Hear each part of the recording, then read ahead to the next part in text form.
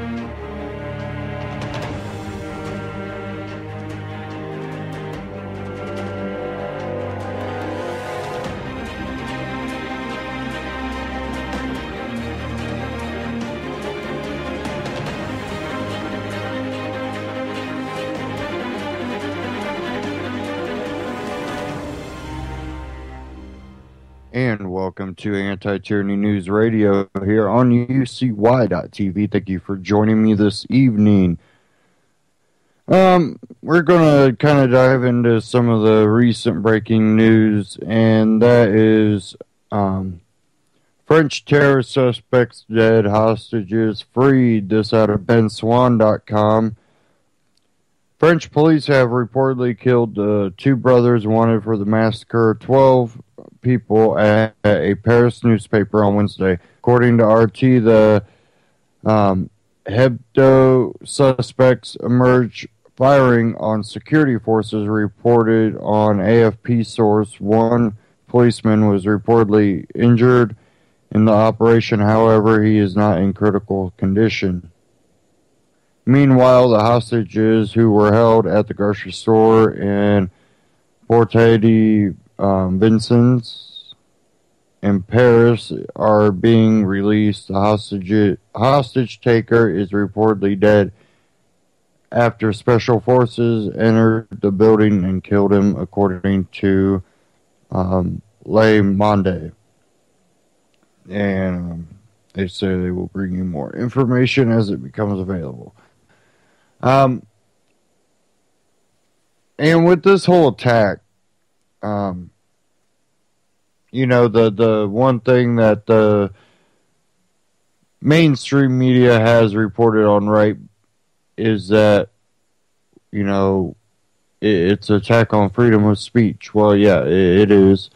And that is one of the major issues. But I think it really is overshadowing one other issue that you don't hear any of the mainstream media talking about.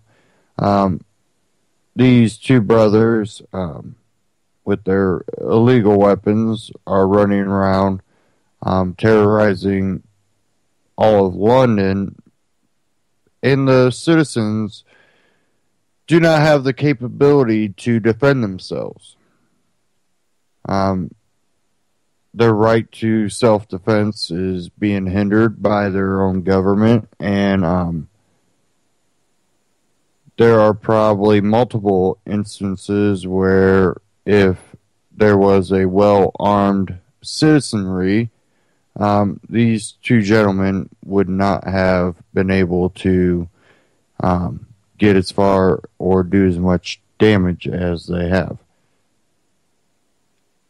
This is one of the major things that's not being discussed. And it should be top priority, really.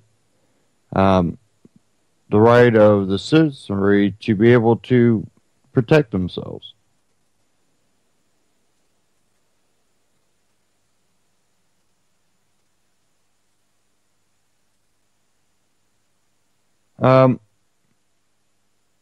AMTV put out one, shock terror in Paris proves violence can't be stopped. And, this goes back to, well, we only need the police armed. Well, then, they're saying that by taking the guns away from the citizenry, they'll cut down on the violence. In reality, gun-free areas provide a perfect ground for people to commit mass murder. Not just, one or two, multiple people. Because there is no other opposing force there. And the only way under their way of thinking that you could have a force there is if everybody basically, there's police everywhere. In your office, in your home, out front, your house, basically just more threatening nature because now you got law enforcement everywhere. But we'll go ahead and get into this clip here from AMTV.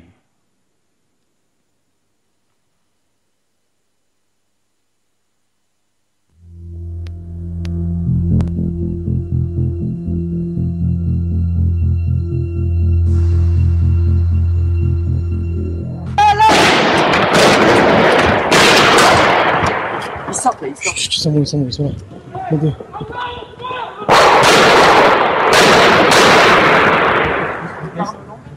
This is actual shooting going on during the attack. Il est beau encore? Non, Edouard, debout. Edouard.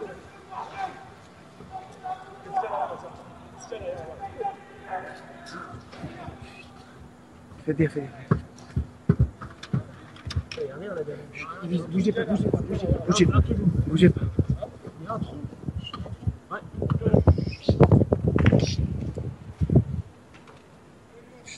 Bougez surtout pas. On les a déjà pris.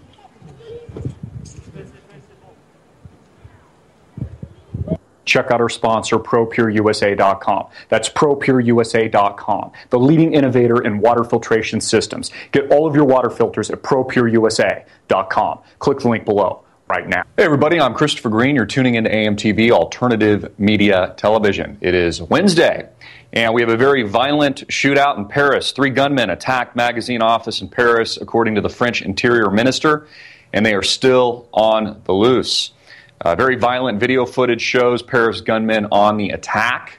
And again, this is playing perfectly into the narrative that all Americans and Europeans need to hate. Should hate not just ISIS, which was created out of thin air just a couple of months ago, but also all Muslims, as they seek to avenge satirical cartoons put out by a magazine called Charlie Hebdo. No stranger to controversy. As a result of some of these cartoons in the past, the French even had to shut down their embassies overseas. Again, this plays perfectly into the mainstream media narrative. The gunmen carrying Kalashnikovs, so maybe Vladimir Putin provided the ammunition for this particular killing, and of course justifies a continued war on terror. But you see, what I think this proves is that terrorism can't be stopped, especially organized terrorism. Whether or not they're using Kalashnikovs, or they are using hatchets, as we've seen recently, or they're using pressure cooker bombers, as we've seen here in the States. If an organized group wants to get together and target a specific company, people, country, or individual, they will successfully implement their attack. You know, it's always that false sense of security running through being patted down illegally and anti-constitutionally by the TSA when you go to the airport. It's just a false sense of security. I mean, checking people's shoes of some, 95-year-old with a walker. In fact, the last time I was getting and boarding on an airplane, there was a paraplegic in front of me being patted down by the TSA. I almost pulled out my iPhone, and I was going to videotape it, but out of respect, I didn't want to embarrass the gentleman who was being illegally and anti-constitutionally patted down. I think that Americans and Europeans fail to ask the question, why? Why are people killing us? Why are people attacking us? Is it really just because some dumb and stupid satirical cartoon of Muhammad, a tweet, the last tweet of Charlie Hebdo put out on ISIS and Abu Bakr al-Baghdadi, if I'm saying his name correctly, the head and leader of ISIS? Is it really just about that? Or could it be related to the fact that the United States, along with European allies, are bombing the shit out of Syria right now and bombing the shit out of Iraq and have been illegally occupying places like Afghanistan for years? You know, it kind of reminds me of a South Park episode, just the idiocy of it. You know, Americans and Europeans failing to ask logical questions. You see, your country, your respective country, whether or not it's France, the streets of Paris, it's here in the United States, it's Boston. I mean, they can clamp down. They can create the, George Orwell police state that all of us fear. They can put a camera on our shoulder, etc. They can confiscate guns, which, Washington is aiming to do. But they still can't stop these very violent acts, especially when they're organized. They can't stop people from coming in again with Kalashnikovs or hatchets. And if you take away the guns, it doesn't mean that the gang members and those that are the evildoers still won't have guns. In fact, they'll be the only ones with guns attacking you, your family, and your children. So again, these images, horrifying, shocking. I'm certainly not condoning these very tragic and violent acts, very vile acts. But I think that's kind of the point. It's meant to shock and awe the American people and Europeans. It's meant so that the opportunists in Washington, D.C. and within the French government can now clamp down on, more strict gun laws and can increase the surveillance state, etc. So be looking for opportunists to certainly bring that to your attention, because after all, once you see these horrifying images, you'll give up all of your freedom. Again, it just proves the point that terrorism can't be stopped, no matter what they're using or how they're implementing or what they're doing. And we need to, again, ask that question. I think Europeans and Americans need to ask the question, why are we being attacked? Are these the consequences of these illegal wars, these new wars being fought by the Obama administration, the drone striking of countless people overseas? And why are we there? Why are we currently destabilizing the Levant? Why are we helping this war along? Why are we soon to be at war with Russia? Why are we implementing sanctions against them? Why have we illegally supported a very violent, radical, and illegal coup of the Ukrainian government, ousting the rightful and democratically elected leader, Viktor Yanukovych? Why is all of this building up to war? Those are the important questions, folks. Please get this video out everywhere, make it viral, hard-hitting and in your face. Of course, I'm Christopher Green, and click the link below to support our sponsor. AMTV on YouTube. Go check out all the videos that he puts out. It really does touch on, these people are not able to defend themselves. And this will be used to further the police state. And the people need to understand, every time things like this happen, whether it's here in the U.S., over in France, they're being used to take away your rights here at home. And in the meantime, we're sending our troops. These are, brothers, sisters, friends, or family, neighbors. These people are being sent off and being told, you're freeing these people. And a lot of times what's not realized is we're actually leaving them in a country that is more destabilized. And this also furthers the recruitments of these radicals going, look, these people that say you should be free are coming in and they're destroying your country. Join with us. And, well, if China did the same thing here, let's imagine if China invaded the United States and said our government is corrupt, which it is. Many people in the U.S. agree that, our government is corrupt and it does not work for the people. But we wouldn't go, okay, China coming in and blowing up buildings and all the innocent people dying in the, the attack on a corrupt government to free us, we wouldn't be too happy. We have to look at it that way. And, these troops are believing that they're there to do good, and they want to do good. A lot of these troops do. Maybe some of the we do have instances where either one of these black ops corporate security firms are maybe committing some type of atrocity, or even some of the troops.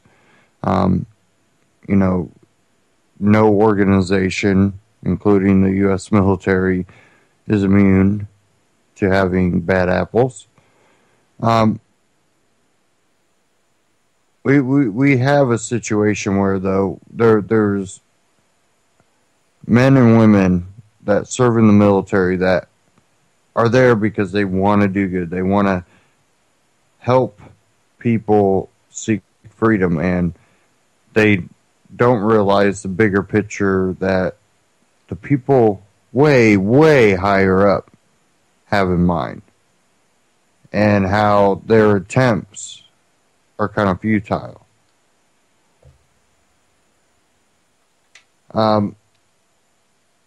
What we need is free people that can defend themselves, and that's another thing we see a lot of times. Anybody in any of these countries that we go in with the military, if you see a house that has guns, first thing you think they're the enemy. But you're not looking at, well, don't they have a right to defend themselves? Well, we're here. Oh, well, how would we like that at home if the police go, we're here, you don't need a gun to defend yourself. Or you'd have the violence like you do in Chicago or elsewhere. And every time we see these mass shootings, they're always in a gun-free zone for the most part.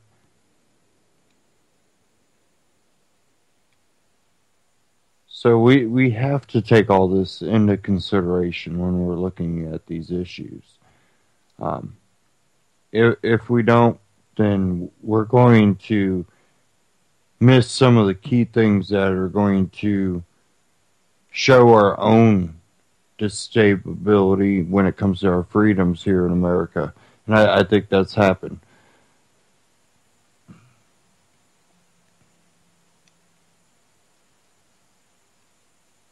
Okay, give me a second.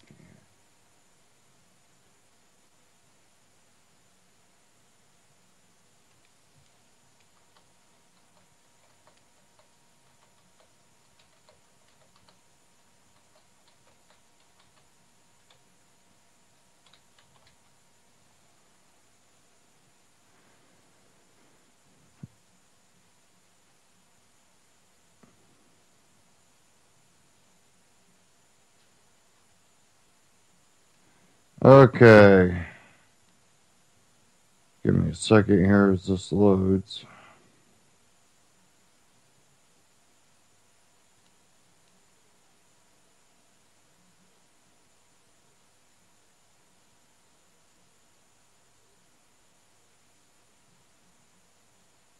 Okay, hold on.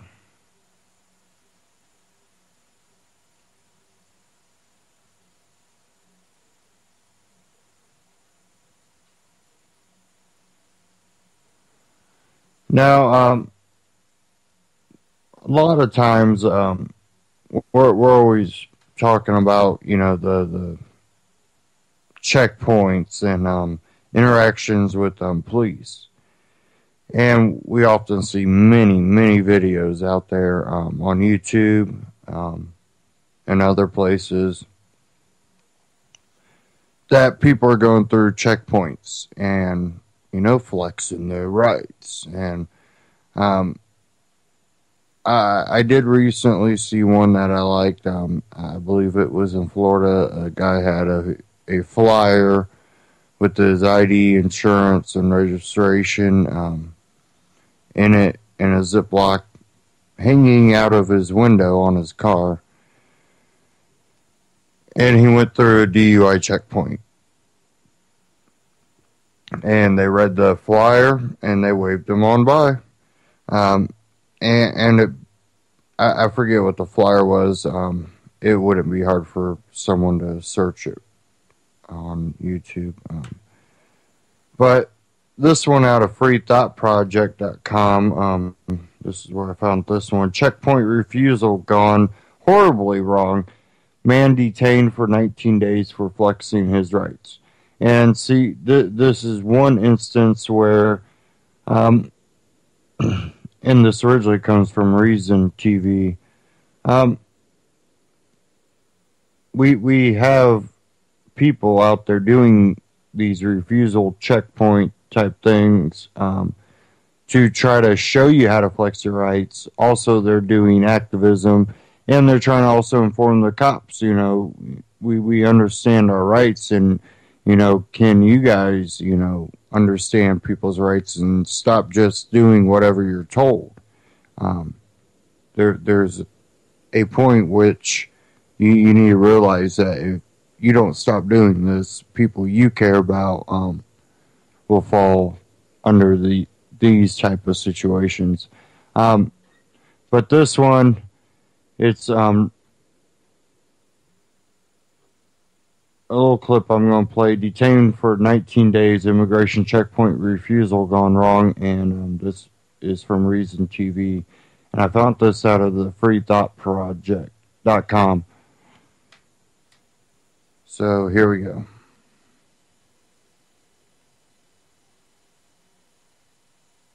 How you doing today, sir?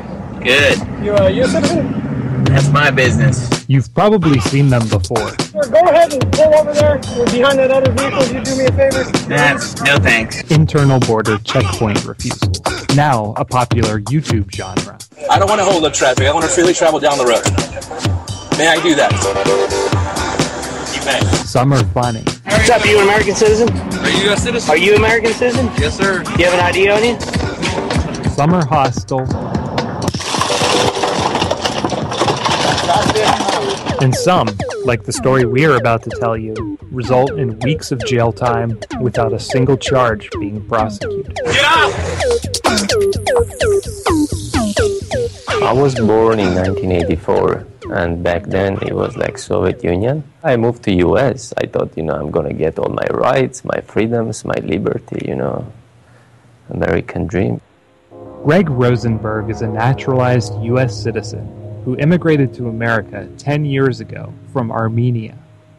Memories and family stories of Soviet rule in his country of origin infused him with strong political beliefs and a reverence for individual rights. Today, I see a lot of similarities about that stories that my parents were telling me about the past. If you complained about the government, back then they were taking to Siberia. So you don't have a right here too, like to legally challenge the government. So perhaps it's no surprise that Greg is a checkpoint protester. As a long-haul trucker, he has to drive through these all the time. After all, there are about 170 of them scattered across the United States. Completely doesn't make any sense to have these interior checkpoints.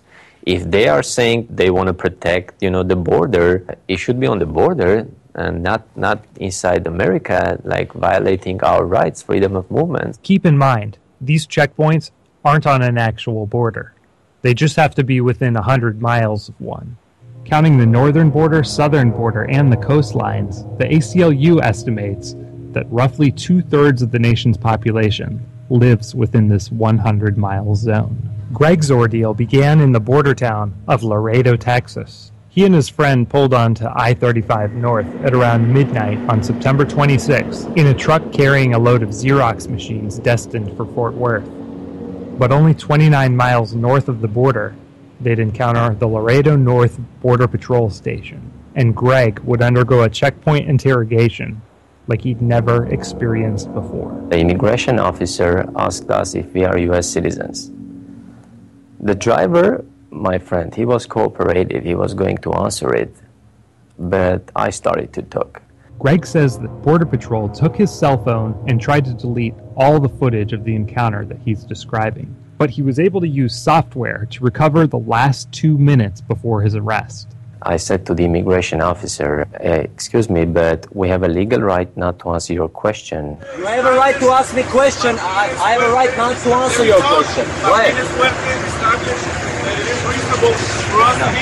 So he went and he asked the supervisor. So the supervisor came in. He asked me to pull over the truck to the secondary lane. And because there was no probable cause, I refused to do so. This is U.S. Border Patrol checkpoint. This is not the U.S. to conduct an immigration inspection. No, this is not the U.S. border. Hey, listen up. This is inside the United States. I'm talking. All right? Are you listening? Yeah, I'm listening. All right. And the supervisor said, hey, if you don't move the truck to the secondary lane, then I'm going to arrest you. For impeding my duties. What you think you know? Is this a border?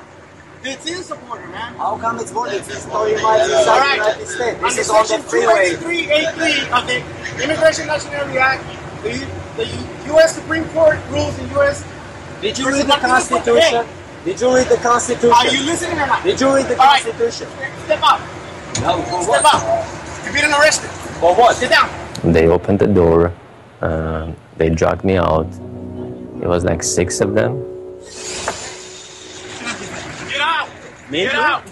Right after that video, when they dragged me out, I was saying, hey, I'm not resisting it, because they were handcuffing me and they were trying to hurt me.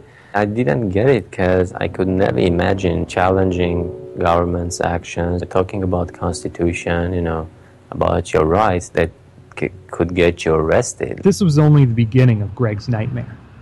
Border Patrol detained and continued to question Greg and his friend about their citizenship at the station. They were able to verify that he was a citizen using his ID, but Greg says they wanted something more. Basically, he was saying if I agree that I'm wrong, that I would never do it again, that I would apologize, give up my rights, my values, so I would never come back again to the checkpoints, but I couldn't do it. Also, he's like, when we look at you, what do we think where you're from originally? He's like, yeah, you see, after 9/11, that's why we are doing it. We asked Border Patrol, Immigration and Customs Enforcement, and the Southern District of Texas's U.S. Attorney's Office to give their account of events for this video. They all refused. Most of them, they were just laughing, having fun of it, They were applauding, like clapping their hands and like making fun of the situation, because I was saying, hey, you can't just arrest innocent people, just because they talk about the Constitution or they want to exercise their rights. And it was funny for them. According to Greg, it was after he declined to apologize for inconveniencing the border agents that the station chief booked him for impeding Border Patrol duties. This offense fell under a broad resisting, assaulting, or impeding arrest statute, a felony. When I first got arrested, I asked to have a lawyer. I'm not going to give a statement. I saw my lawyer after 2 weeks. On October 10th, a full 19 days after Border Patrol detained Greg along I-35, the government dropped its case and dismissed all charges. The problem here is that the government drops charges because there is no case against Greg, because there is no evidence that he resisted arrest, because he didn't do that. Prerna Lal is an immigration attorney representing Greg in a countersuit against the government. The fact that he spent 19 days in jail is a violation of his rights. It's false imprisonment. That's actually a civil rights violation. There's a particularly important moment in Greg's video, legally speaking. Remember this? You have a right to ask me question. I have a right not to answer your question. Why? The agent says this Supreme Court case, United States versus Martinez Fuerte, means it's reasonable for them to be there asking questions. Greg says they're allowed to ask the question, but he doesn't have to answer. The Supreme Court ruled that the Border Patrol's routine stopping of a vehicle at a permanent checkpoint located on a major highway away from the Mexican border for a brief questioning of the vehicle's occupants is consistent with the Fourth Amendment. But there's a catch. Checkpoint searches are constitutional only if justified by consent or probable cause to search. Any further detention must be based on consent or probable cause. They never stated any probable cause or documented it. And by simply dismissing the charges and walking away after imprisoning Greg for 19 days, the government essentially punted on the central legal question. obviously there's a conflict here, whereby yes, CBP can ask people about their citizenship status, but people don't have to answer, and that leads to a back and forth that you may have seen YouTube videos of across the internet. Really, most times people are let go. Looking around my vehicle, I'm free to go. Well, I mean, I have my theories about why play it out differently. I mean, at least when I watched the video, Greg's a U.S. citizen, but he's a naturalized U.S. citizen, and he has an accent. If you don't move, I'm gonna arrest you right now. For what? For impeding my duties. What? You backing up? Is this a border? And I believe it played out this way because of racial profiling. They might be arresting me for that in the beginning, but they probably would let me go if I just bow down, and because I said I'm a libertarian, I'm a principled person, I don't like government's actions, but I like you guys, I have no problem. They hated me for that. So they arrested me what I looked like, but they pressed the charges because of my beliefs.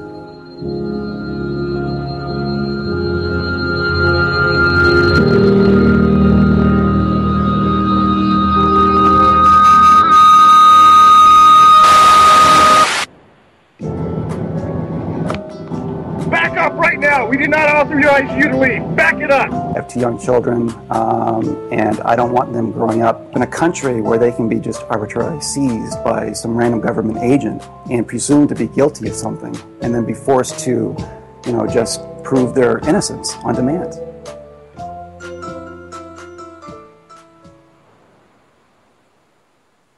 And again, I got that from the freethoughtproject.com, but it was from Reason TV.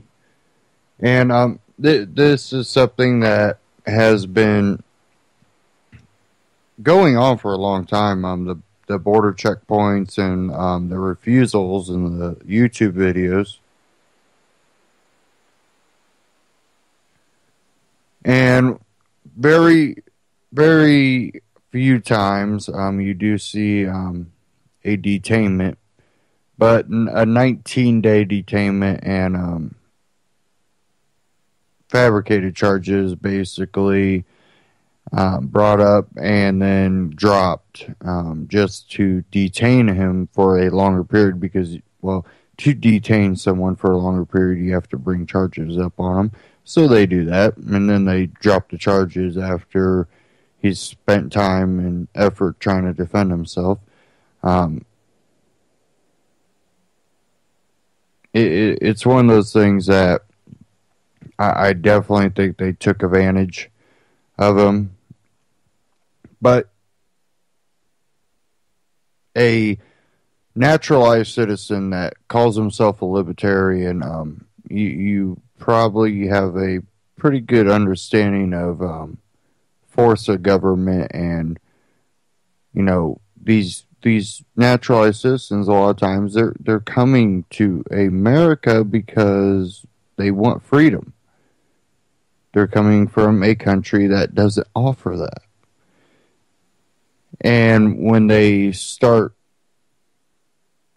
having interactions with our government and are treated differently, that doesn't help. But the well-educated people or the people that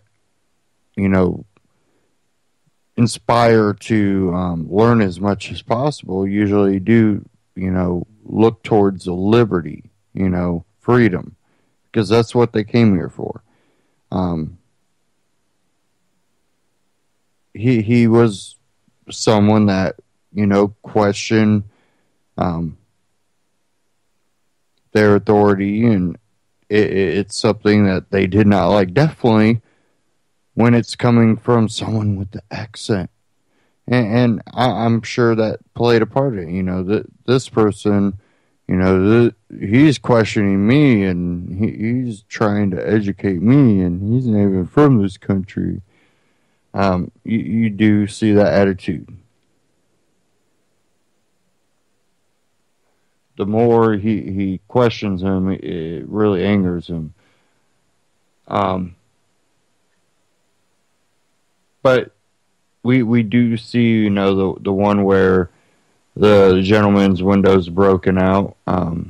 We've seen a number of them that didn't turn out too well. But we also see the ones where law enforcement kind of understands that, hey, there's going to be people that are going to stand up to us, and they have a right to. Damn it. And they will back down. And that's always a good thing.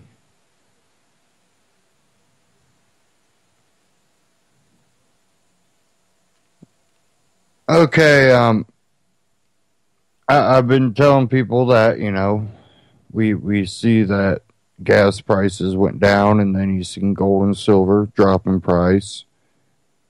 That's basically because the dollar was artificially kind of inflated by lower oil prices.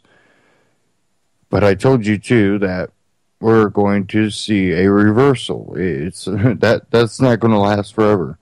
And I've seen, depending on where you are, 10 to 15 cent rise in gas lately, and $1 rise in silver. And I also told you that I'm ordering more silver, which I've already done.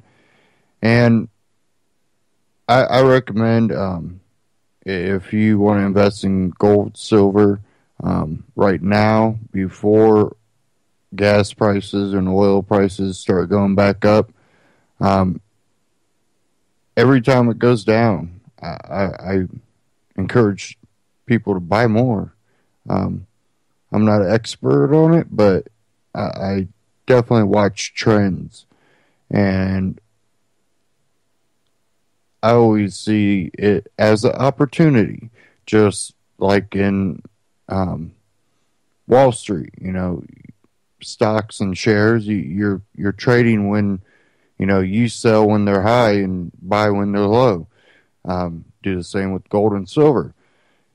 And if you go to antityrannynews.com/metal, you can go to Amagi Metals, and they have great deals. And by going to that link, you're also helping support alternative media. And I've watched since the last week that I talked to you guys about this. It's went up $1 silver, and that kind of correlated with the gas prices going up 10 to 15 cents. You watch silver and gold go up too. And we're going to see this all play out in a way that it's going to end up hurting some people. And by some people, I mean the little person. Not only in this country, but in other countries. And I have another one here from AMTV. And this is explained oil price crash and geopolitical war. And when we look at this, this is going to be a shift in this whole class warfare type scenario that gets played out a lot. And I believe that Agenda 21, carbon credits, all this is going to play into it. And first, they need to hurt some of the people like, maybe Russia and Iran. And then OPEC can play their card and hurt the U.S. And what this is going to do is be a complete shift in power, because it's going to empower people against us. And all this fracking, it's not going to turn out well. And I'm not all for fracking. I know there are safe ways. that have been done for a long period of time. But I think that there's things that go on with a lot of these big companies that might not be completely thought out well. I'll put it nicely. And implications aren't thought of.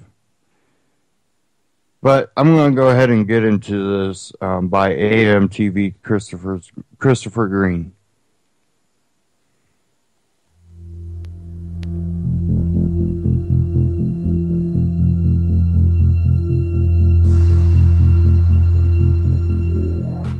Hey everybody, I'm Christopher Green. You're tuning into AMTV Alternative Media Television. We had a huge rout in oil markets today, as well as U.S. stock indices, with the Dow Jones Industrial Average ending around 130 points to the downside. In a yo-yo day, the VIX and volatility is up.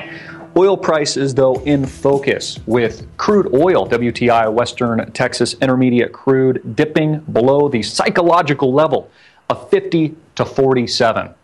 And Brent crude trading near 50 itself. Pretty astonishing, but of course all this was depicted and has been explained in countless AMTV videos where I go into great detail how and why oil prices would be artificially manipulated lower due to the fact that America is at war with the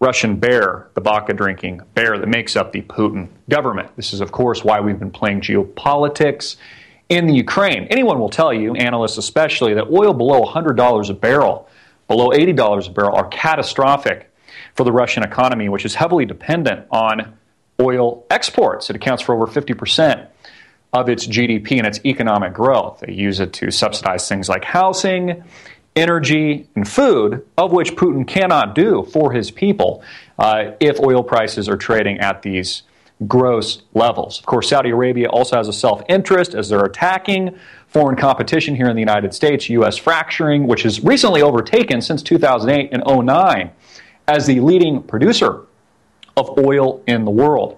So all of this is happening, and very key today was a huge movement of money, what people would call the smart money, institutional investors fleeing to what they perceive to be a riskless asset, which I think is pretty funny. The 10-year bond here in the United States dipping below a critical level of 2% on its yield. We're also seeing this in Germany, of course, with their 10-year, the equivalent, the Bund, at just roughly 0.5%. Angela Merkel and the European Union indicating over the weekend that they're preparing for a Grexit. They're preparing for Greece to potentially exit the European Union. And now people are asking what countries will be next, who will be and what will be the other first movers. Will it be Italy? Could it be Portugal? Could it be Spain? How and why will this unfold? Of course, we're seeing zero growth in the Eurozone, negative interest rates, and they're actually expecting quantitative easing in Europe. You see how Europe is in cahoots with the United States. When they end quantitative easing here, they start it in Europe. What's interesting about this movement of money and also declining interest rates in the bond market, it's contrary to pretty much what every pundit has told us and has told you, namely on CNBC, post the 2008 9 bailouts. They said when quantitative easing to infinity ended, that rates would inevitably rise. After the Federal Reserve added $4 trillion onto its balance sheet and an enormous, can't ever pay back $18 trillion plus national debt, that rates would eventually rise. Of course, none of this is happening because the world is in a global depression and we are at war.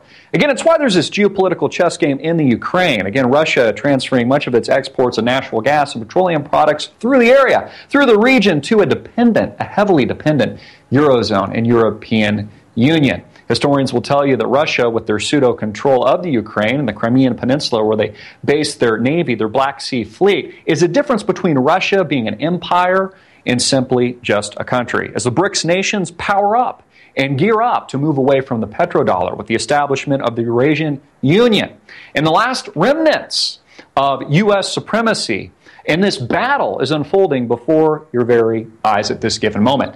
Key indicators and key things I'm looking at, key levels in oil, I think it can precipitously drop much, much further, especially in the short run. I think we will see more violent moves. I'm actually personally, although I can't predict the future and I don't have a crystal ball, think that we could see oil at $35 a barrel. The Saudi elite have mentioned that they can withstand price cuts and they're going to continue to flood the market with supply all the way down into the 30s. I even heard a Saudi elite member from the cartel say today that they could withstand $20 a barrel oil prices. The optimists will tell you that this is short term, at least, good for the consumer, but to me it's a leading indicator and it's also indicative of just how terrible this global economic environment is, and also showcases this economic warfare currently taking place against Saudi Arabia and the United States in cahoots. We saw the same thing before the outbreak of World War II, an embargo on Japan that led to the bombing of Pearl Harbor and Honolulu. Ukraine is now this new chess piece. Oil, a central focus to all of this. It's why the oil markets are been artificially manipulated lower to attack Russia, to bleed Vladimir Putin, his government, also to specifically bring Iran and their nuclear program to the negotiating table and to prepare for all-out war. This is what is headed. This is what is coming. This is what I believe we are already engaged in. Again, keep your eye on oil prices, folks. It's going to get much worse. I'm Christopher Green. Get it out everywhere. Make it viral, hard-hitting it in your face, and click the link below to support our sponsor.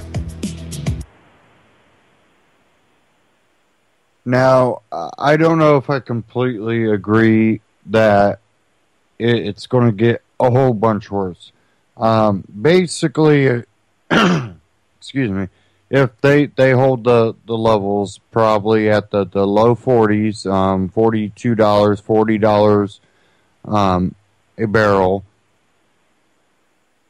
you're going to see all of the other markets collapse.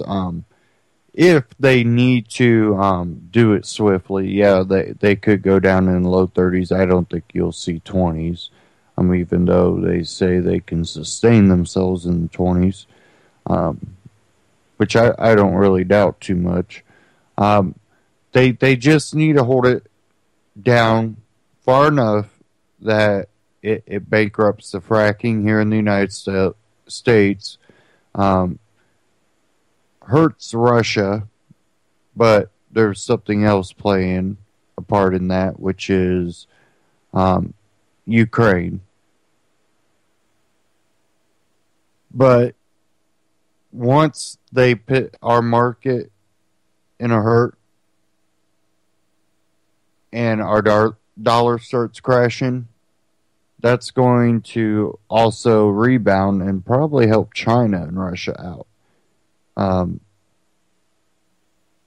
I think the Saudis basically can play their card where they go, you know what? The world's losing faith in the Western countries, and we see Russia and China as kind of being up there, let's go ahead and play the card in their favor. Russia, even though they won't make a whole bunch of money, they'll lose out when it comes to this. In the short term, when it comes to money, they can sustain themselves. They don't have the amount of debt. They don't have the volatility that the United States market will have. Even though they will have it, it's going to play in their favor. They're not going to see the extremes that we could see. And that's why it'll play in their favor, I believe.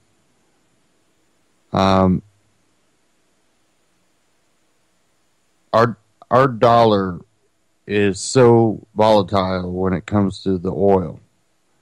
And that's basically because that's the only thing even giving any value to our dollar right now is that it's traded throughout the world in oil, and it's the petrodollar. Well, I think the age of the petrodollar, I've been saying this for a while, it's falling. And, you know, that's why I talk about Bitcoin. That's why I talk about gold, silver. That's why I talk about seeds. That's why I talk about prepping. All of that stuff. It's really major. You don't know what tomorrow is going to bring. It can bring better days. We don't know. We live to see tomorrow and try to make each day a better day. But you have to be prepared. You really do. Plan for the worst and, you know, work for the best. It's one of those things that you try to make every day better than the next, but you're always prepared when basically shit hits the fan.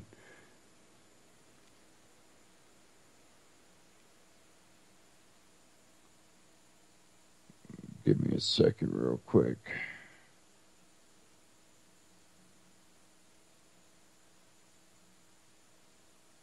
Take care of something here.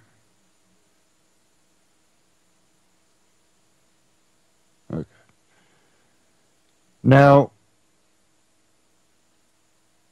if we're going to keep moving forward as a society, I think bartering is going to be one key thing.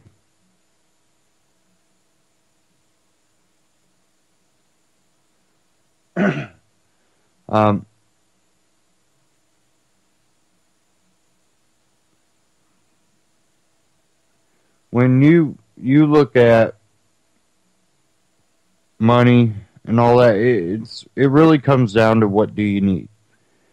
And that's another thing about prepping is having things, even trading vegetables or trading seeds for other people can grow their own. All of it plays a part.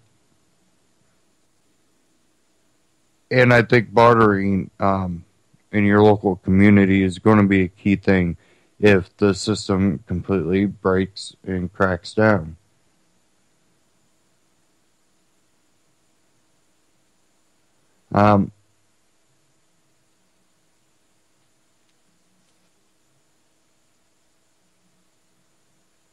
I think that we expect the system to completely break down, but I think it's going to be basically the Detroit of the U.S.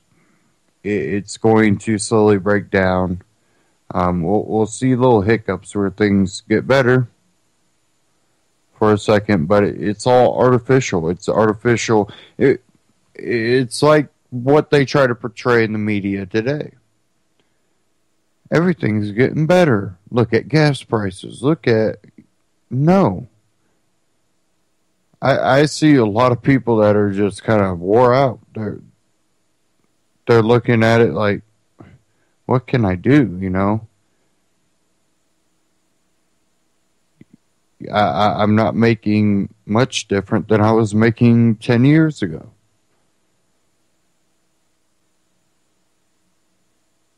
Compared to the price of everything that we have to purchase.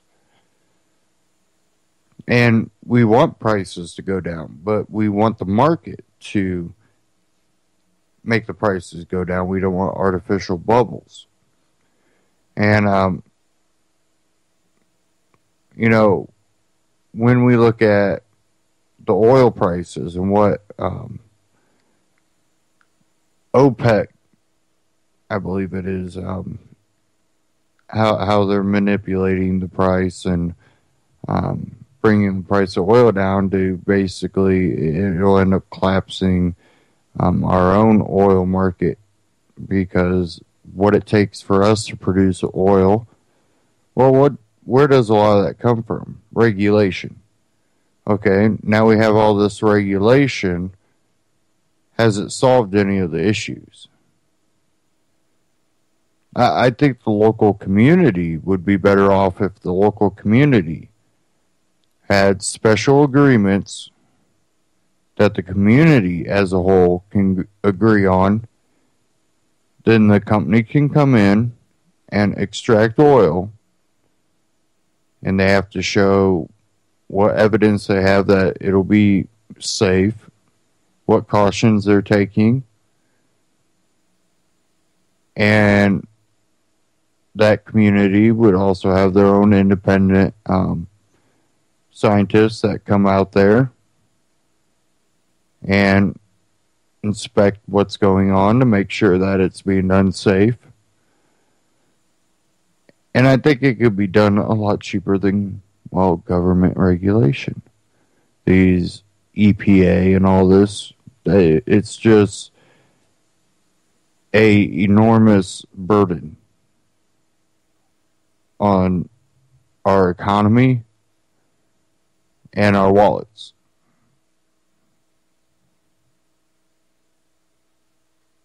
I think communities would be better off if they had control over their area,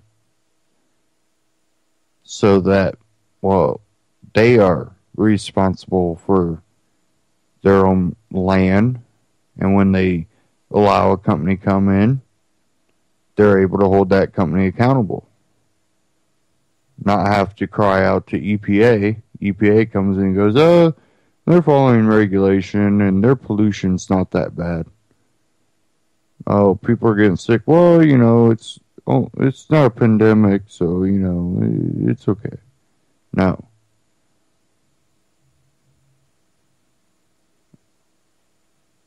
We have a lot of issues with regulation, and none of it ends up solving any of these problems.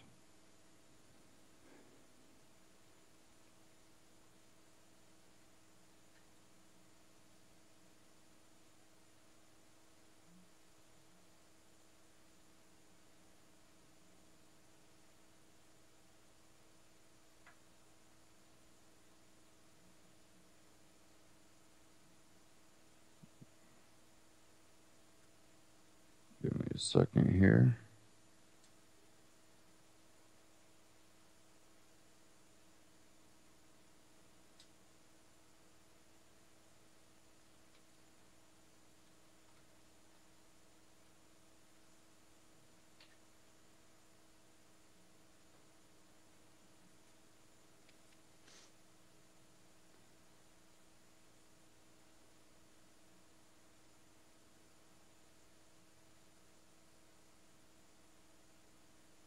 I'm having a couple issues. Had some major issues Wednesday, and was trying to reroute it. Sorry for the technical difficulties. Was definitely having some issues. I got most of them resolved, but still having a few. And this has been going on for a little while, and I mean, I've tried a lot of stuff to get my system running right, but things got kind of messed up. And I think I got most of it worked out, but I need to upgrade a couple things, and I think I'll be perfect.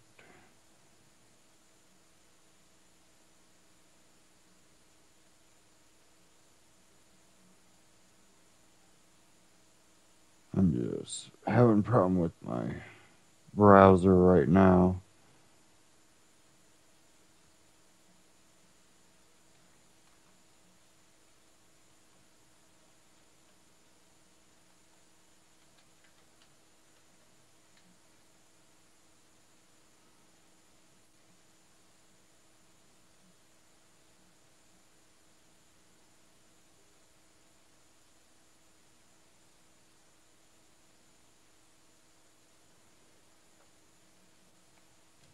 And I have actually a couple articles here about Rand Paul out of benswan.com. And this one, does Kelly Paul's spring book tour mean Rand is running for president? Kentucky Senator Rand Paul has often said that he would need the support of his wife in order to make his final decision on running for president in 2016. Meanwhile, his wife, Kelly Paul, just announced a spring book tour that just so happens to be timed to coincide with the deadline Rand Paul set for making an announcement about his rumored presidential aspirations. Though he has yet to make an announcement, Kentucky Senator Rand Paul has been called a frontrunner for the Republican presidential nomination in 2016. While political analysts have noted that Paul has already laid significant groundwork for a 2016 bid, the Republican senator has also said that he might not run if his family is not ready for the roller coaster ride of negative publicity that comes with a campaign to win America's highest executive office.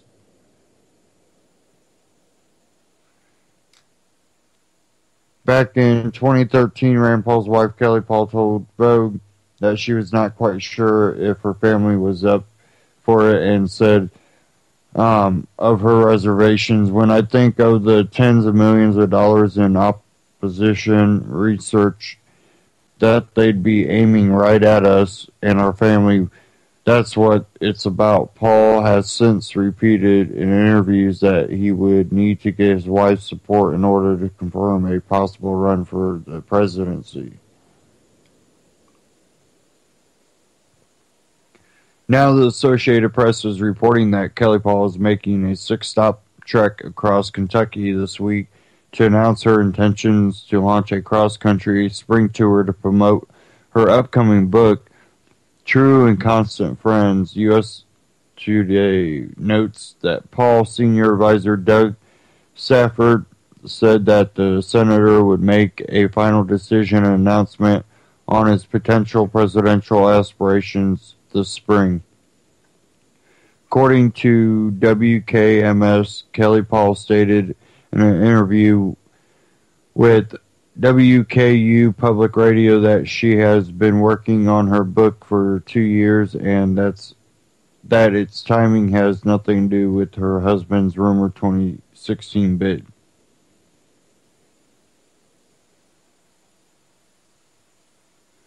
True and Constant Friends is reportedly set to feature the stories of 6 inspiring women she met while studying at Rhodes College, but Kelly Paul denies that the book is an effort to connect with female voters. She told the Associated Press, "I believe there's incredible power in friendship, especially that between women." Kelly Paul said that her grandmother, who left conditions of poverty in Ireland for the promise of opportunity in the United States, inspired her to write the book.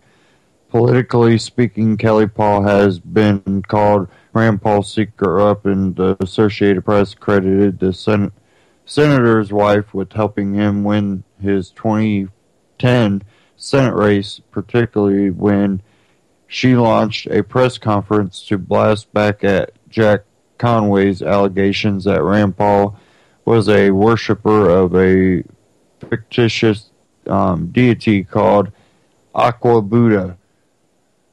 Former Kentucky GOP Chairman John McCarthy called her a tremendous asset and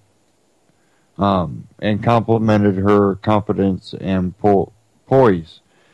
At a speech in Russellville, Kentucky this week, Kelly Paul said of her husband's presidential aspirations, "Obviously, he's laying a lot of the groundwork and doing a lot of things to make it possible for him to seek the nomination, but we haven't finally made that decision yet," she told WKU Public Radio. "As the months go by, I keep thinking something will happen that will make us either decide to do it or not to do it. It's hard to pull the trigger on something like this." However, she also told the Associated Press that she is ready for the national attention that will come with her husband's nationwide book tour this spring, said Kelly Paul. "I guess I am as prepared as you can be. I'll try to maintain my sense of humor and optimism and just be brave."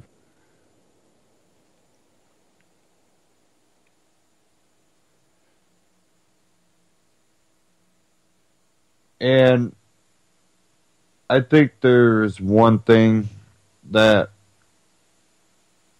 he's doing, and this relates to another article at benswan.com, that is going to hurt his chances. And this article is titled, Rand Paul introduces bill to defend Israel by defunding Palestinian foreign aid. Choosing sides on this issue with Palestine and Israel, I think, is a losing choice.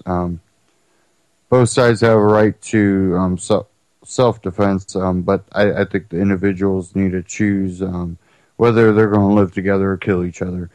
And I think us playing a hand in either side will only empower the two corrupt political or cultural heads, the heads of Israel, the heads of Palestine that are running, all the violence. And choosing either side there, I think, just continues to hurt the innocent people in those countries. And I really do look at the issue is that the only way that they could truly have a government that could incorporate both cultures is to root out the extremists of the cultures in their political system and have a political system that gives both cultures the chance to speak. In other cultures, what about the non-Muslim, non-Jew, even non-Christian atheist people that may live there?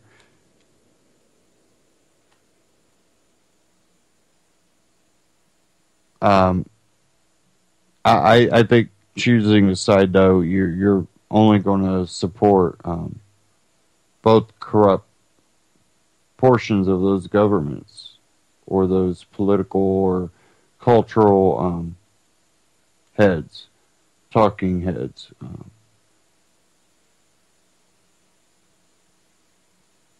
I just don't support any of the radicalism. I support the people there that are seeking peace, that want to live without problems, just want to live in peace. And I don't think they get that chance.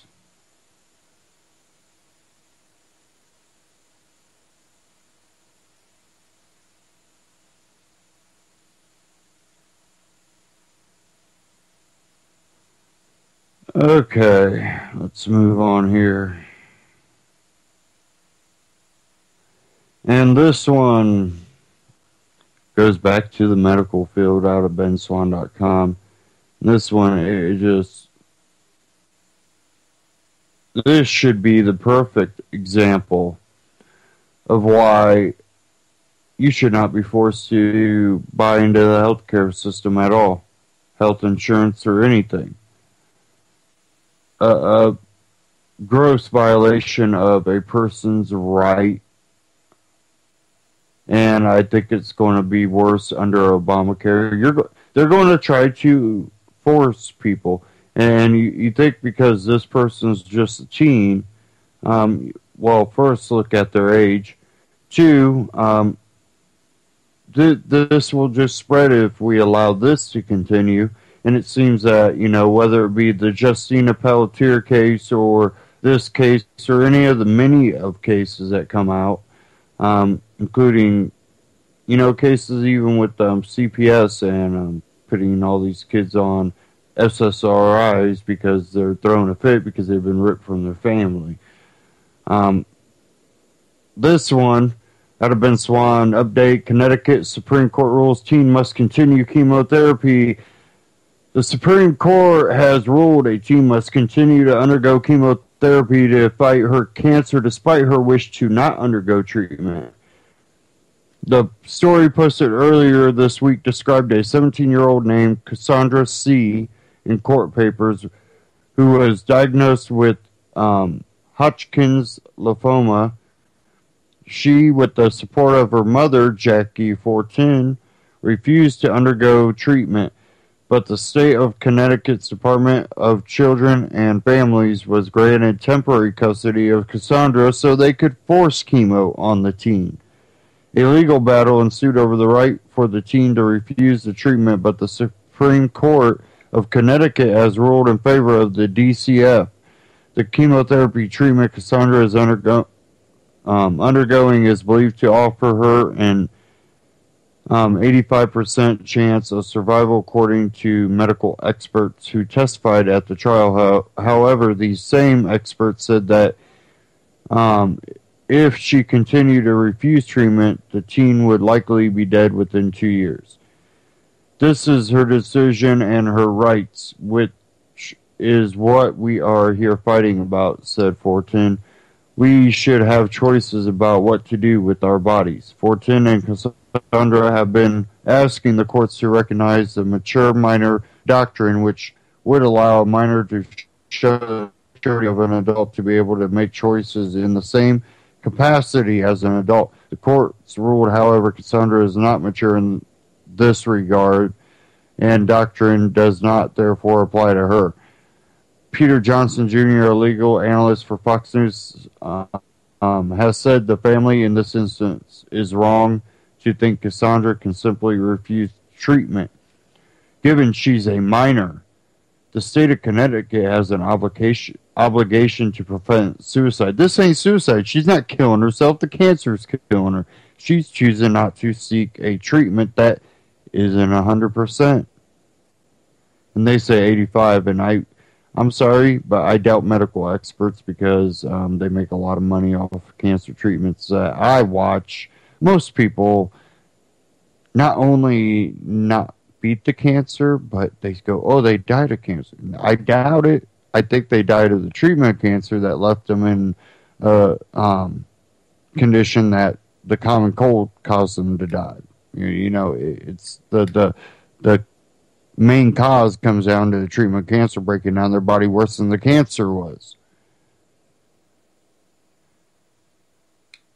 So I question the 85%, but again, I'm not an expert, so these are experts, whatever that means. It says here, this is a form of suicide, and frankly, the American Civil Liberties Union is complicit in her death if she dies, said Johnson. Since being under the custody of DCF, Cassandra has undergone the chemotherapy, and doctors have said she is responding well to it. Johnny Tucker, the Assistant Connecticut Attorney General, told NBC News to interrupt that treatment would be devastating, even more devastating than delaying the treatment in the initial instance. She knows I love her, and I'm going to keep fighting for her because this is her decision, said 14. According to NPR, I know more than anyone, more than DCF, that my daughter is old enough, mature enough to make a decision if she wants. I'd be making that decision. And I did catch a interview of the mother, and she said, well, it wasn't even that we weren't going to look at fighting the cancer. It's that she didn't want chemo, and she wanted to seek other opinions and maybe other ways of fighting it. That's kind of paraphrasing what her mother said, but paraphrasing that's basically what her mother was saying.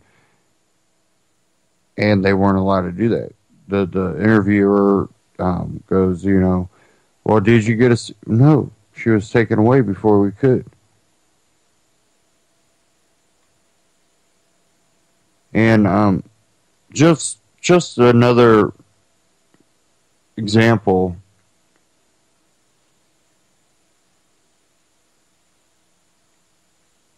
just another example of how they are abridging your right to your body.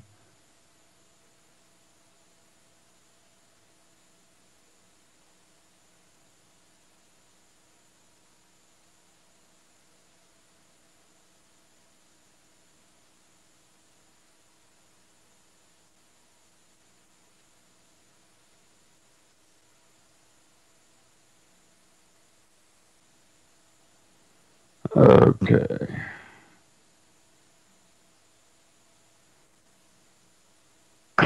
Again, all those are from benswan.com. And that one was titled Update Connecticut Supreme Court Rules Teen Must Continue Chemotherapy.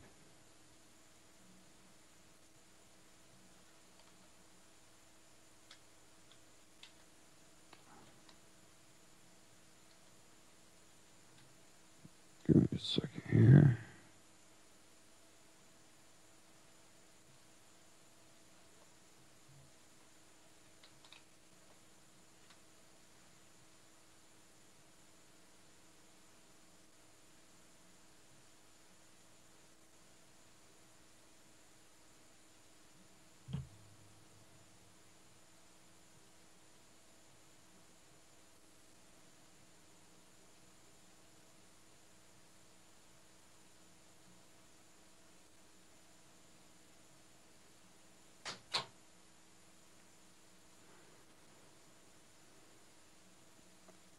Okay.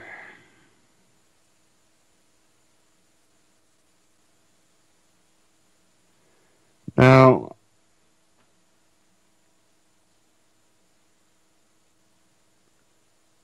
little issue again, jeez.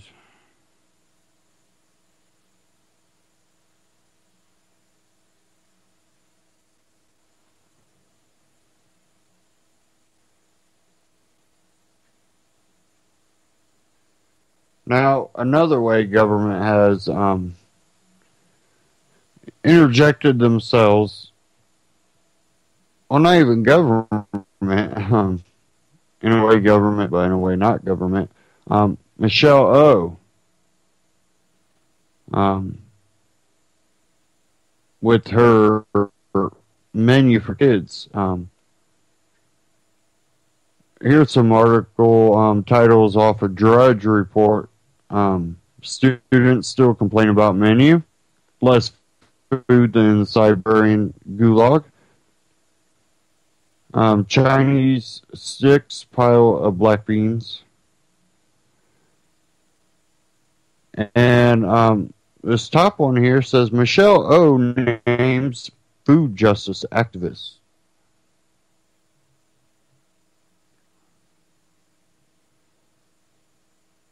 And this one is coming out of freebeacon.com.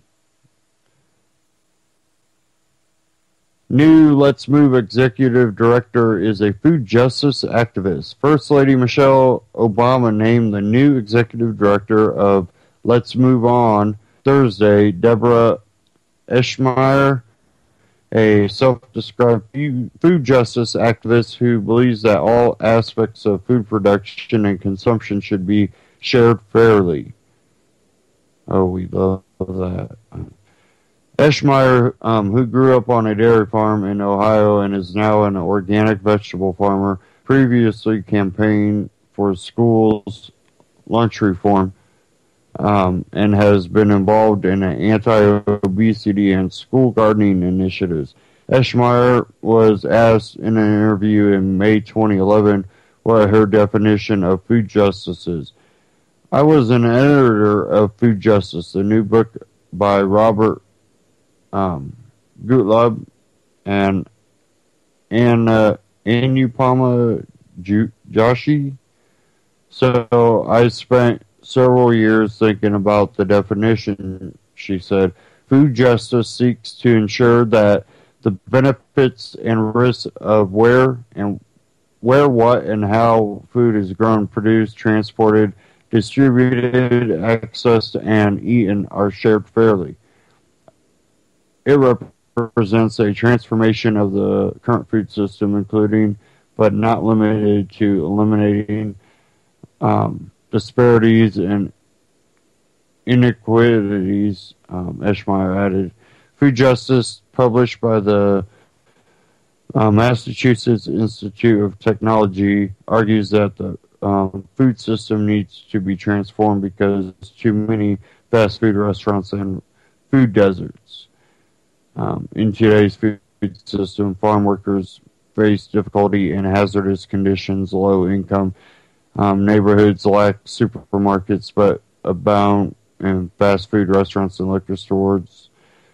Food products emphasize convenience rather than wholesomeness. Now I want to address this. This has all been disproven. The whole food desert and all that, disproven. There's not adequate food markets in poverty areas, and you'll find your everyday supermarket that has their organic and fresh stuff, same prices on the other side of town. The fast food restaurants aren't lacking in the rich parts of town. It's been disproven. And these are the people that are doing it. It's not about your health. It's about controlling a system. And even though good intentions might be there, they're taking your right to choose too by doing this.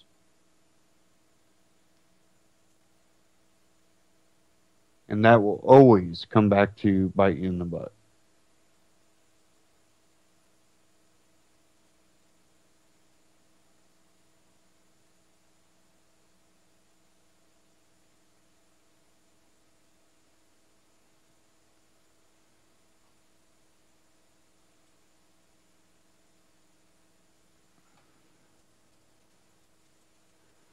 Okay, I had one more thing here. I wanted to play if I can get back to it.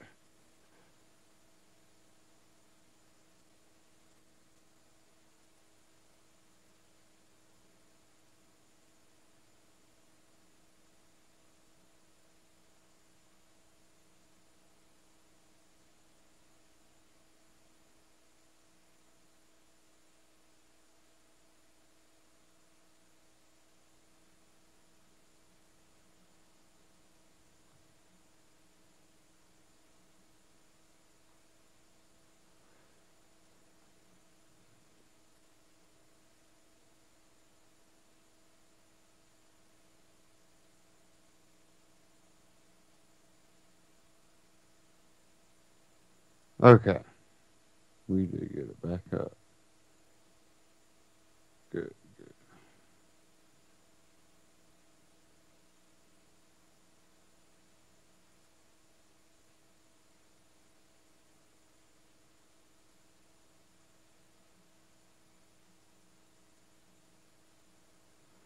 Okay. Now, one thing that we know the government is good at is covering its own tracks. And one example of that was the case with Freeway Ricky Ross, the real Rick Ross. He was a kingpin, drug kingpin.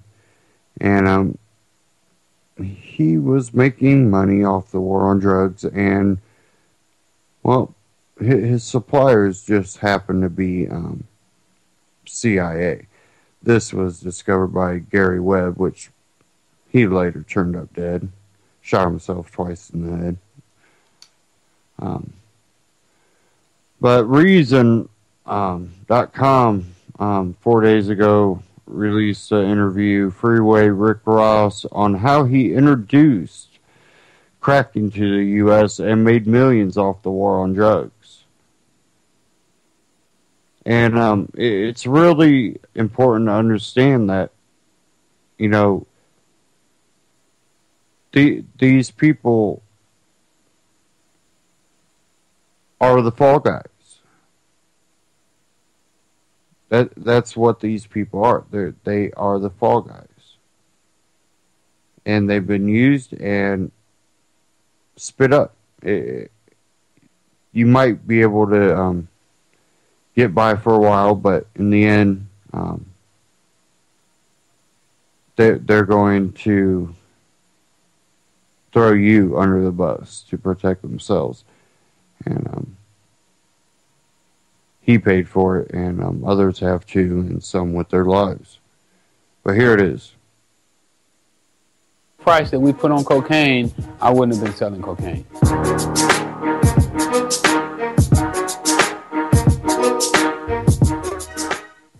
Hi, I'm Zach Weissmuller for Reason TV. We're here with Freeway Rick Ross today.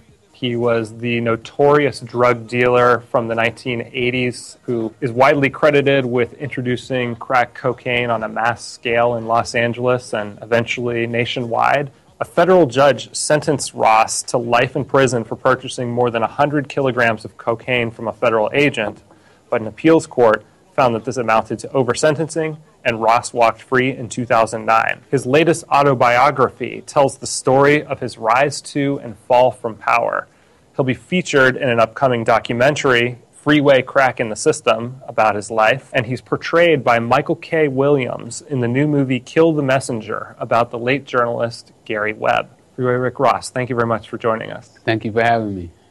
You are inextricably linked with Los Angeles. I mean, your nickname comes from the 110 freeway. Could you just describe Los Angeles at that time and what the dividing line that the freeway represented? You know, when you went east of the 110 freeway, it turned to black, and when you went west, it was all white. It was definitely segregated, and the 110 freeway was that line. I think it's fair to say you grew up in the heart of Crips territory, but you went to high school at Dorsey High, which is actually only a few miles from where we are right now. And you got into Dorsey through an unusual path. You started playing tennis outside of the school, and the tennis coach saw you and recruited you to come to the school. Was that your ambition at the time? When it became apparent to me that I wasn't going to be big enough to play basketball or football, then I was looking for another way to get myself out the ghetto. You went through school without ever learning to actually read. That is where we see this transition where you're about to go off and pursue a tennis scholarship in college, but the coach tells you, we can't accept somebody who is unable to read.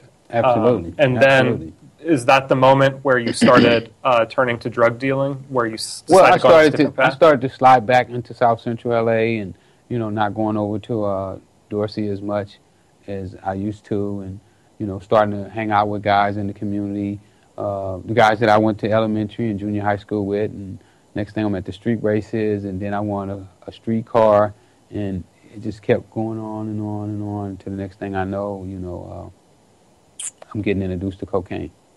What was it about cocaine that made it such an attractive product to sell right away? Profit margins? I learned about PCP at that time. I learned about angel dust. But the money in those weren't as attractive, and those two drugs were more of a harsher drugs. So moving from powder cocaine to crack cocaine was a big deal in terms of profitability for your business. Could you just describe what exactly is the difference? When I first started selling, I was selling powder, and the guys would be snorting, and then their nose would start to bleed and would mess up their membranes. Well, with crack, that never happened. You can't smoke enough crack. You can't OD on crack. What's wind up going to happen is that your money's going to run out. In the book, you describe this scene along 81st Street. It's this kind of open market bazaar, and there's no police interference. Talk about that scene a little bit and how it was even possible that would exist. Well, for a long time, the police never came over. Drugs is considered a victimless crime. So it's kind of like a crime where nobody's going to come in and testify unless the police get involved. People were randomly walking up to cars. People was coming down the sidewalk. At any given day, there could be 10 to 15 guys out selling PCP sticks. So what I did is I saw that they had that type of openness. I just said, all I got to do is bring my cocaine here and fit right into them. And eventually the cocaine took over, and the PCP guys left and went away. What was it about you and your style that made you kind of rise to the top in this way? I saved my money. I didn't blow my money. I didn't take my money and go out and buy jeans and hats and tennis shoes and gold chains. What I did is I took my money and I went and bought more drugs. Did you ever consider moving out of the drug business and above board? I did. I wanted a chain of hotels. I also did apartment buildings, houses. When I was building houses, I did real good at it. Really? Yeah. I made about $400,000 a year. But where I messed up at with all of my other businesses is that I never stopped selling drugs. I'm sure that paled in comparison to the amount of money you were making off the drugs. It did. One of the more controversial claims involves Oscar Danilo Blandon, a supplier who turned out to be a federal agent and was the person who ultimately led to your downfall. You were a source for the journalist Gary Webb, who claimed that Blandon was funneling cocaine money to the Contras, either with the help of the CIA or with a kind of like turn the other cheek attitude from the CIA. Do you stand by Webb's reporting? Since Gary's passed, the CIA has come out and admitted that they were working with known drug traffickers. So now it's no longer this myth or this perception that it may have happened or it may not have happened. It absolutely happened. The government admitted it. They put it in their own report. Sometimes it spins off into theories like, the government purposely created the crack epidemic in L.A. You wouldn't go that far, would you? It doesn't matter if they purposely planned on doing that. What wound up happening is it flooded the ghettos of America. 600,000 black men are in prison right now for nonviolent crimes. Our prison industry has boomed. So that happened. Why did it happen? Was it personally targeted? We may never know. Oliver North and those guys were given a pardon before they ever went to trial, so the evidence never came out. Has the drug war over its past 40 years, which is very much aligned with your life, been a success or a failure? People ask me, you saying should drugs be legal? I don't know. But what I do know is that the drug war that we're fighting right now is a total failure. There's more drugs on the street of America than ever before. I think it's time to take all these old people out of here who's been sitting back, making money off the prison industry, not caring if it's going to end the drug war. You made millions of dollars selling drugs. How do you think your life would have been different if there had not been a war on drugs at that time?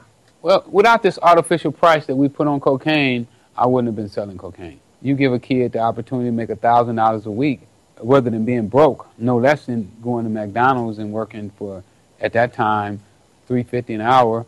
Which one would he choose? We've talked about the war on drugs.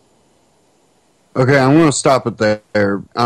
One thing that was talked about was the simple fact that it happened. The CIA was working with these drug cartels, was allowing them to ship this in. I personally believe that, there was targeting going on. They knew that the most poverty-stricken areas would be the easiest to get drugs on because, they know this because of, alcohol. That's why in poverty-stricken areas, and whether it be, a black section of town or a white section of town, the ghetto sections, and those tend to be the most urban areas, tend to have a lot of bars. And, or not bars, but liquor stores and bars, really. So they know where to infiltrate with the drugs. And they knew the consequences behind the drug war, I believe. And they are probably making quite a bit of money off of it, I believe.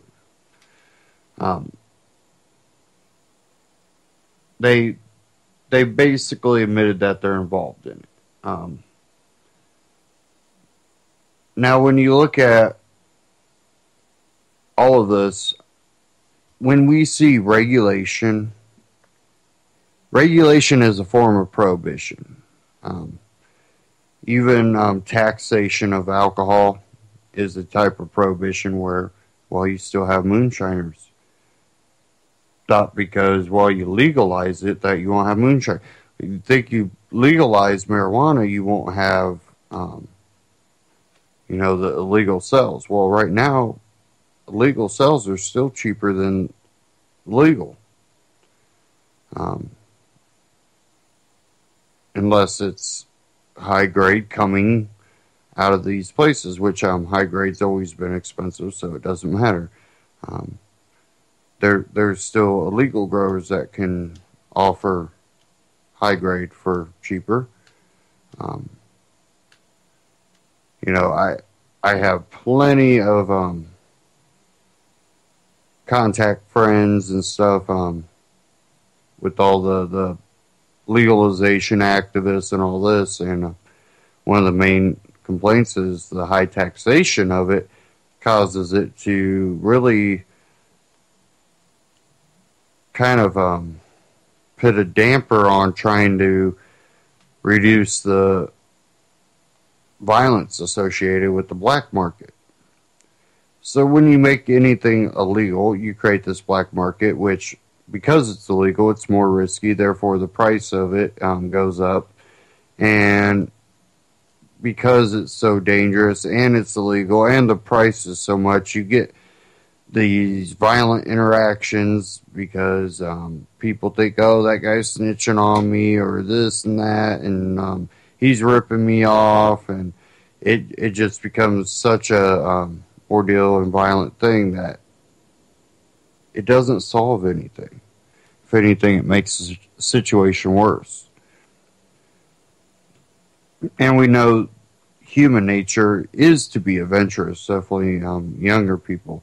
So when you make it illegal, the younger people want to be adventurous. They want to break those bounds, those rules, and that's not something we need to crush in the kids. Shoot, I think you should make math illegal and English and language classes and all that stuff illegal, and it seems that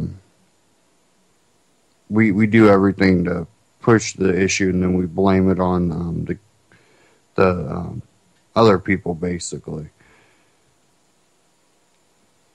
All of this stuff compounds. So when it continues to compound in a way that is basically proven to be bad for society, you would think it'd be an easy thing to get it reversed.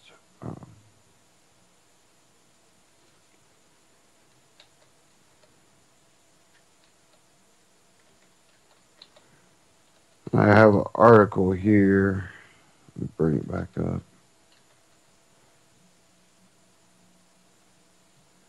I got it from Drudge Report. Just got to bring it back up here.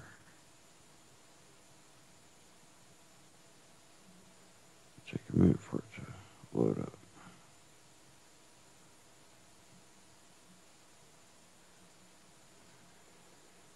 What happens when you legalize it? Well, you take the black market element out of it. Two, you create an opportunity for more business.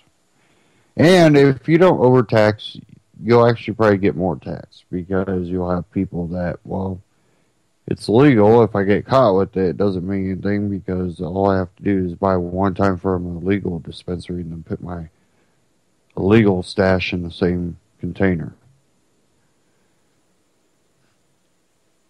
But this out of CBS Detroit, 180 marijuana dispensaries pop up in Detroit. This is the next big thing in the city. Hey, maybe this will cut down on some of the violence in Detroit. One of the fastest growing businesses in the Motor City has many residents raising concerns medical marijuana dispensaries. This is the next big thing in the city of Detroit, said Councilman James Tate. It's quite for folks who are not really paying attention, but every day it seems like another business is opening up. Tate told WWJ's Charlie Langton, the number of medical marijuana dispensaries within the city limits is staggering. The estimate is 180 medical marijuana dispensaries within the city of Detroit, he said. I've counted 13 in District 1 myself. We see some locations, certainly along 8 Mile and other border streets, where you have 4, 5, 6 kind of clustered together. Even though state law allows registered patients to use marijuana for medical purposes, dispensaries have gone largely unregulated. I'm for compassionate care, but I am concerned about the oversaturation of them, Tate said. These buildings, they have now just started popping up everywhere, and because state law is not clear on if they're allowed or not, we take these businesses to court and they just get tied up and they just stay there. We have not one case. Nothing has been shut down, and that's the reason why.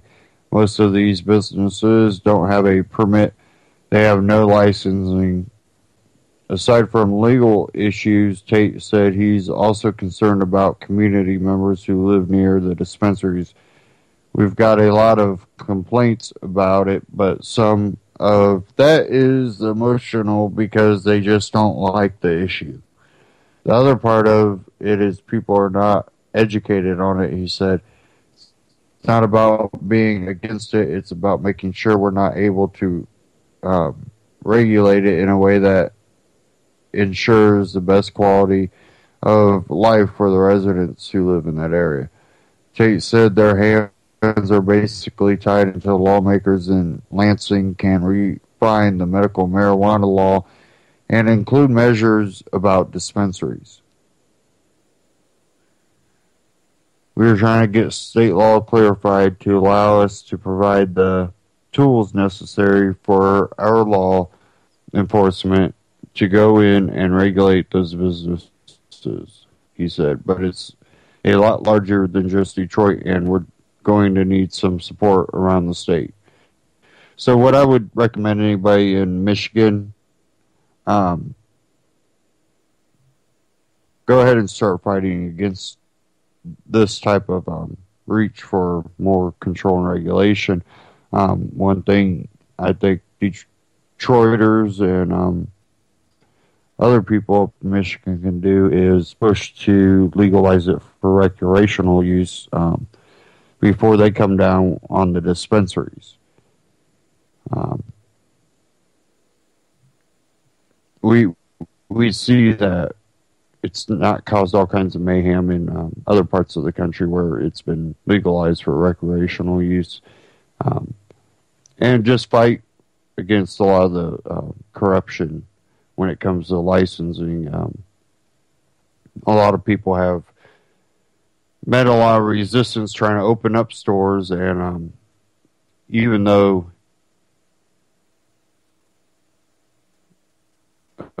sorry.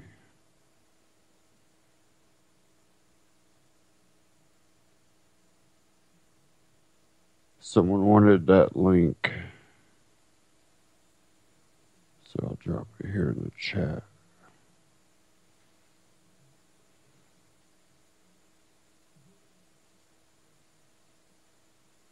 So what people really need to do is just really fight against a lot of this control that's going on. They really want to try to make it really hard for these businesses to operate, and you don't have to be for marijuana use. You don't have to be for it at all to support people's right to do it. If they do something, whether they're high or not, to harm others, they need to be held accountable. It's one of those things that we need to stop looking at. Well, they were drunk. Well, yeah, they were drunk. That was a choice they made, and they did this, whether it was because they were drunk or if they were sober and did it because they were just idiots.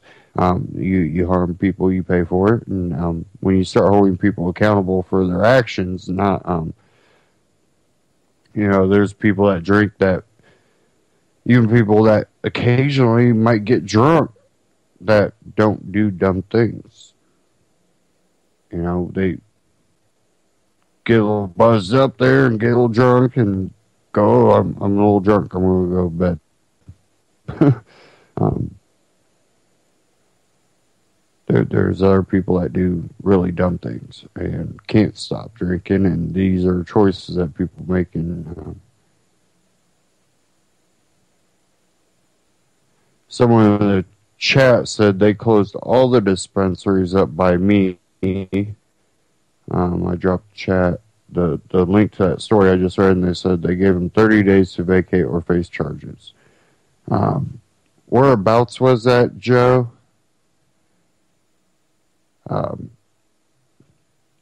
We know that they are trying to definitely prevent these things, and we have to stand up for people's rights, whether we agree with what they're doing with their rights or not. I want the right to choose what to put in my body, what not to put in my body. Just like the girl that was being forced. She was 17, getting ready to turn 18 in, I believe, 7 months or so. And they go, oh, her chemo treatment will be done in 3 months of her turning 18. She won't be able to stop it. Yay! But when she turns 18, then she'll be able to stop it. But it'll be done within 3 months of that. And one thing she didn't like about chemo, she might not be able to have the kids. All these toxins, basically. And I don't blame people for deciding, hey, I don't want to go through chemo. It's not that I want to die, but I'd rather not go through that. But, this or, we just have to stand up for people's rights. And Joe in chat said Bay City, Saginaw, and Midland, Michigan. So, really the people around there need to organize and just say, we're not going to deal with you restricting our rights to choose what to put in our bodies. I think legalizing it and getting it for recreational use will help a lot of the citizens out, but you're still going to run into roadblocks, and it's up to people to really stand together, and even the people that might not agree with people smoking pot, but if you believe in freedom, if you believe in liberty, you also believe they have the choice to make to put it in their body or not. That's their right. And listen, anybody puts alcohol, heroin, coke, crack in their body and does something stupid, you got to understand whether you're under the influence or not. You are going to be held accountable. So when you get out on the road and you're under the influence of alcohol and you crash and you kill someone, guess what? You're held accountable. Same with any other drug. Making it illegal doesn't stop it. Prohibition of alcohol did not stop people from getting drunk. If anything, it created a black market that, caused a lot of violence and these massacres that happen. We have a tremendous problem with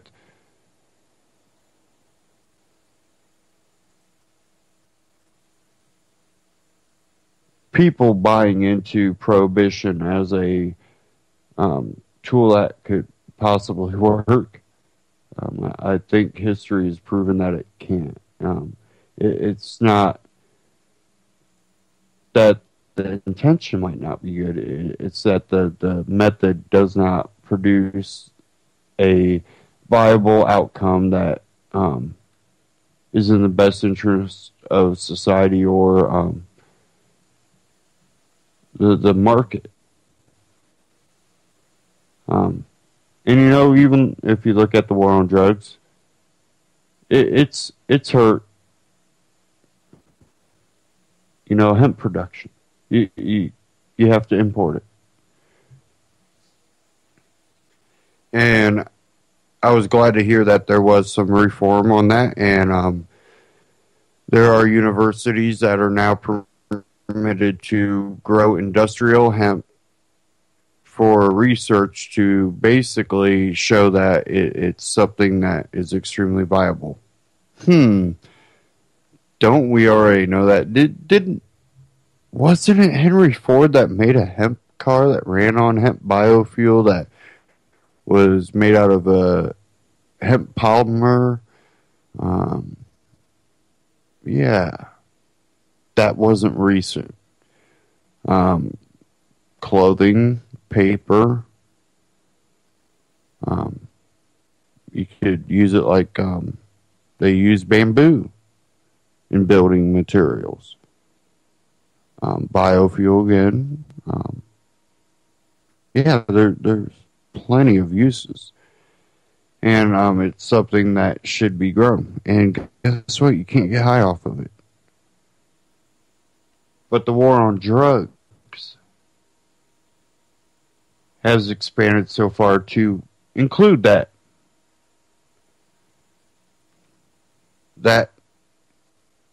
something that is not used to get high on, that only resembles something that's used to get high on, is illegal to grow and cultivate.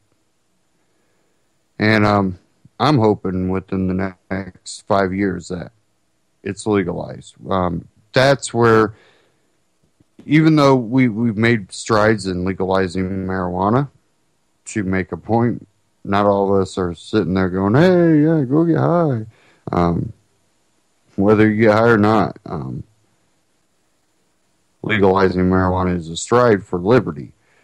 And it just surprises me that we've been able to get that legalized, but we don't have hemp fields everywhere and making biofuel and, putting ethanol to shame. It's not happening, and it should be. And I think this should be a major market, definitely with the volatile oil prices. If America could focus on biofuel using hemp and make a market where you revolutionize how vehicles are made and how they're powered, there's something revolutionary there.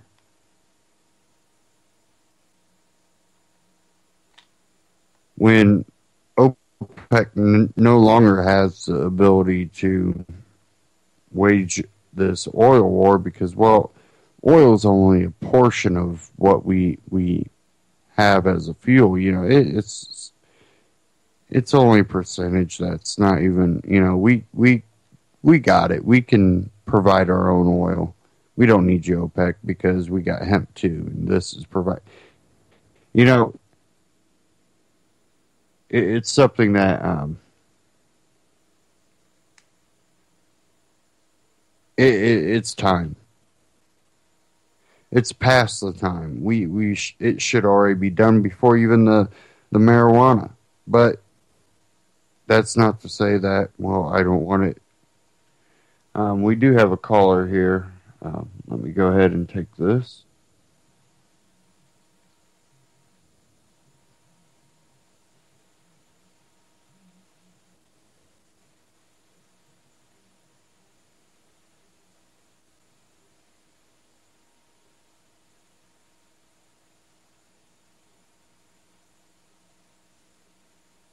Caller, are you there? Hello. Hello, what's your name? My name is James. James, what are you calling about? I'm calling from Fresno, California. Is this the Anti-Media? Have I reached the right phone number? This is Anti-Tyranny News Radio here on UCY. Beautiful.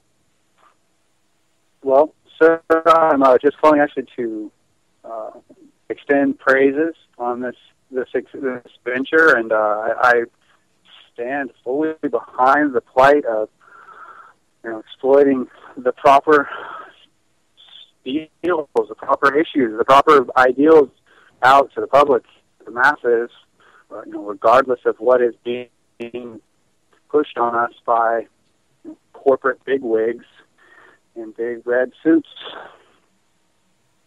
Well, I thank you for that, and that's what we try to do is break down to the basics of liberty, and it's not our differences, it's our ability and our right to exercise our differences. I completely agree, and that's the foundation of media as it was set up to be, is to give everybody all of everything, transparency, and that way everybody can focus on the whole picture rather than being fed only what is allowable to basically brainwash the masses. And it's been happening for years, and it's going to continue to happen, and it's going to get worse unless people revolt against it. And I want more people to be involved. I'm trying to help with this plight as much as I possibly can. And just sharing networks like UCY and other alternative media outlets out there, and allowing people to look at multiple views and actually having that discussion on what's morally right for everyone, and that's upholding everybody's right to choose the life that they want to live, and not being forced down a road that leads to unhappiness for them. As long as they're not harming others, as long as they're respecting other people's rights, that they are upholding their end. So I want to thank you for calling in, and I hope you have a great weekend. And it's really great to hear other people that are willing to speak up and speak out about it. So thank you. I'm completely associating myself with this. Actually, by my first name basis, too. I'm not even trying to be anonymous in this. I think that the world should stand forefront and say, how they feel about things, because that's the way that life goes. If you talk about the truth and you expect the truth in return, you hopefully wind up with, at least if it's something that is a bad scenario, you at least can make a learning situation from that. And the majority, I think, of